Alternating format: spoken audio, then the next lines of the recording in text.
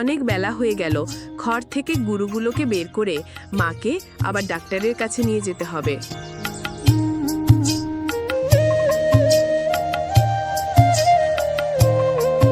মাগো, তোমার জ্বর কি কমেছে?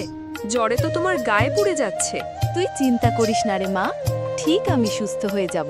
তুই আমাকে নিয়ে কোনো চিন্তা করিস না। দেখ, আমি উঠে তোর সঙ্গে কথা বলছি।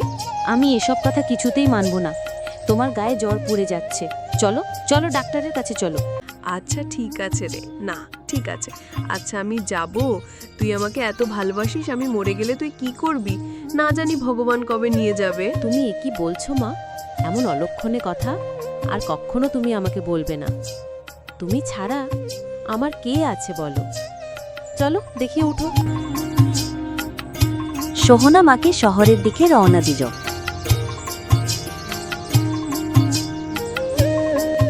সোহনা মাকে শহরের হাসপাতালে নিতে হবে। এই গ্রামে চিকিৎসা হবে না। ভালো খাবার, ওষুধ সব লাগবে, টাকা লাগবে অনেক। ডাক্তার আপু, আমি যদি কাজ করি তাহলে মা ভালো হবে? হ্যাঁ বাপু, যদি ঠিক মতো চিকিৎসা হয় ভালো হতে পারে।